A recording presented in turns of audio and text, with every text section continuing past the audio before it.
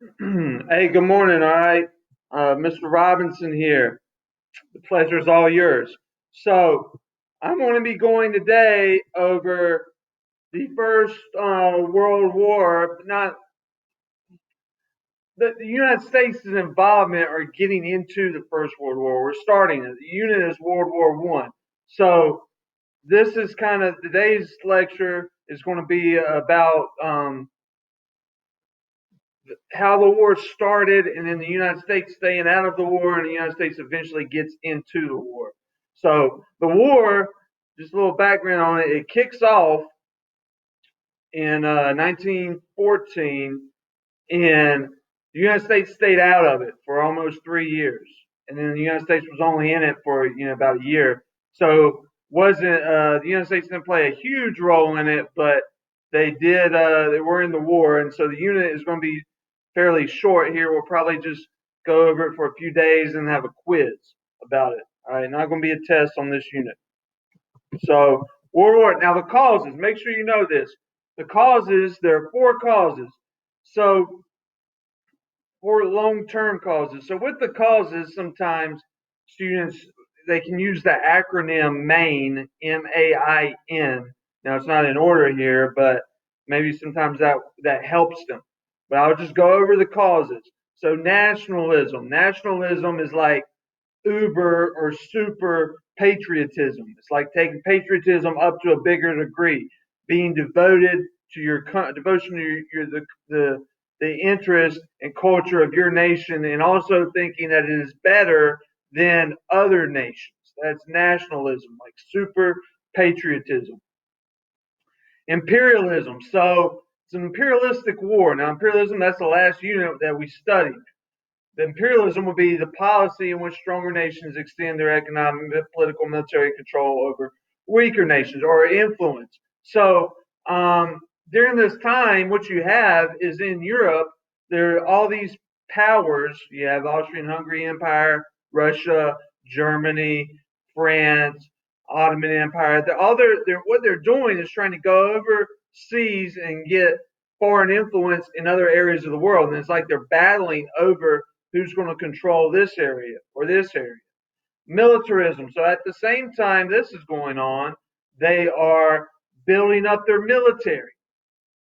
A little background in Europe, 1870, the Germany had just got its unification or its independence, and what they had started doing was building up their military shortly after this. Other countries were doing the same thing, and what that leads to is you're building up your military. Well, maybe you want to use it for something, um, but an example, instead of like talking things out with another, if you have a dispute with someone, instead of talking it out, well, no, we'll just fight it out. That's kind of the attitude of the time. Then the alliance system. So this is a big one.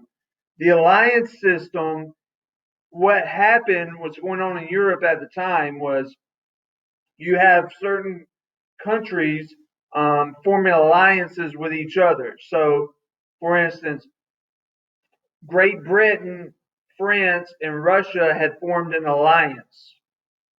On the other side, you have another alliance called they were called the Great Britain, France, Russia were called the Triple Powers, and then you have the Triple Alliance on the other side with Germany, the Ottoman Empire, and Austria-Hungary. So think of it like this: if I have a friend, and me and my friend are like just walking around, and there's a guy and his buddy, and one of them attacks my friend, well, what am I going to do? I'm going to jump in and try to help my friend out. Or, if I was jumping in a fight, it wouldn't end good for the other guys. I can tell you that. But what I try to do is try to de-escalate the situation. But at the time, remember, because militarism, we're building up our empire, our military, we're trying to expand our empire with imperialism, trying to flex our muscles as these countries in Europe. So once someone attacks my buddy, then I'm going to attack them, and then they're going to attack someone else from the other side is going to jump in, and then my other buddy's going to jump in, and so you just have everybody jumping in with this. So those are the long-term causes. This is just a picture of Africa, and with Africa there, basically all of Africa at the time was colonized by a European power. So that's just an example of imperialism, of how all these countries were fighting over foreign territories. There it is again. So you look and see how partitioned Africa was at the time. The only two spots that were independent were Ethiopia and Tunisia. The rest are all colonized by a European country. So the alliance system. You have the Triple Alliance with France, Britain, and Russia, or the Allies, France, Britain, and Russia. Triple Alliance on the other side would be Germany, Austria, and Italy. Okay, the Ottoman Empire as well. So this is I already went over the alliance system. There's a geographic example of it. So you have in the middle here the alliance, or I always refer to the axis in the middle. Okay, Germany, Austria-Hungary, Italy. Also, the Turkish or Ottoman Empire down there is on their side, and then in the other space you have Great Britain, France, and Russia. Now, something that's interesting, this isn't going to be on the test, but it's always been interesting to me, is the leaders. So all these countries are ruled by monarchs, with the exception of France, being they had a king or queen who was in charge of them. What's interesting to me is they're all related. All right, so the King Edward of England here, all right, he is cousins with the Tsar Nicholas in Russia, who is also cousins with the Kaiser or King William of Germany. So all these guys are related. It's just interesting to me. You have other countries which are related with this too. So they're basically, it's cousins that are leading each of these countries that are fighting each other. Certainly just somewhat odd or fascinating to me, at least. You're going to be tested on that. That's just a little background for you. Here's just a cartoon of it. If you touch me, I'll, and then the next person jumps in. You touch me, I'll, don't hit him. And so all the countries are boom. They're just all in, and it's like a melee that's getting ready to take place. Now this is the spark that set it off. Okay, so remember those long-term causes is building up, and then boom. All right, a spark set it off. The spark was this assassination. Archduke Franz Ferdinand, all right, not the band. It doesn't have anything to do with the band, which y'all probably don't even know anything about the band, Franz Ferdinand. But Archduke, so he's the prince or the heir to the Austrian-Hungary throne. He went to Serbia. Serbia was a country in the empire there, but it wasn't a country, it was a place in the empire of Austria-Hungary. They wanted their freedom. And Russia supported them trying to get their freedom. So Archduke Franz Ferdinand, he goes there to Serbia.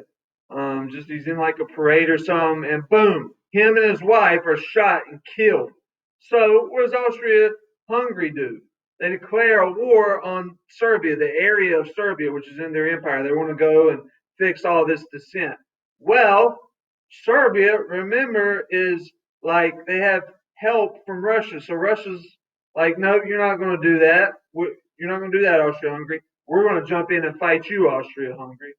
Well, Austria-Hungary is buddies with Germany. So Germany's going to jump in to fight Russia. Well, Great Britain is buddies with Russia. So they're going to jump in to fight Germany. And it's just every country is drawn into this war. All these countries are drawn into this war at this time. Archduke Franz Ferdinand, picture of him before he got shot, obviously.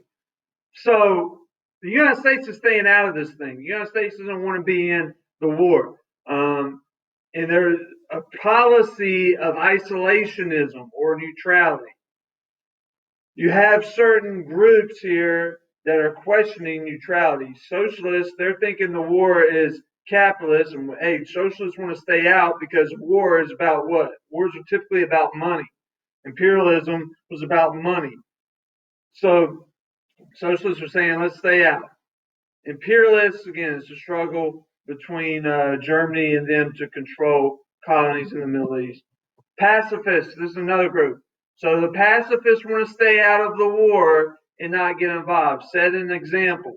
And a lot of parents, this happens today, with a war kicks off, what's the stance of parents? They typically do not want their children, they don't want the country to get in the war because they're scared that their children may go and leave and fight in the war and get injured, or just leave and move far away from home. Immigrants. So a lot of the immigrants, they sympathize with their home country. So you have naturalized citizens, meaning an immigrant who comes over and gets their citizenship. They would sympathize with their home country, or they would basically pull for their country that they were originally from. This happened as well. The war hitting home. So America, again, staying neutral in the war. But what Germany did was, first, Britain blockaded America. America was trying to trade with Germany. Britain blockaded that. So America could not send supplies to Germany, and no nation could send a supply to Germany. So if there's a blockade on the country and they can't get supplies in, what's going to happen? The Germans are starting to starve right here. So they have to do something to stop Britain from blockading their coastline. So what does Germany do? Germany sets up these U-boats, or submarines is what they were, and they start attacking the British ships that were blockading their coast. Now, this is a big thing that happens, all right? There was a British ship that had Americans on it, and the German U-boats are sinking all these British ships, but this British ship had Americans on it. It's called the Lusitania. And once it was sunk, Americans are starting to get irritated now because Americans are dying in the war. Now, it wasn't widely known at the time, but that ship also had weapons on it that the British were transporting on their ships. So it would actually make sense for Germany to sink the ship because Britain's transporting weapons on it. But the effect it really had was it irritated or made Americans mad because now Americans are dying. In 1916, remember the war starts in 1914. 1916, the president Woodrow Wilson, he runs on a platform of, hey, we stayed out. I kept us out of the war, and he won re-election.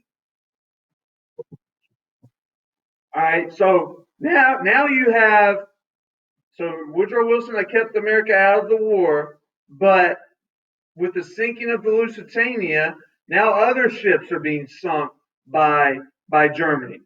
All right, so 4 merchant ships, Germany sunk those.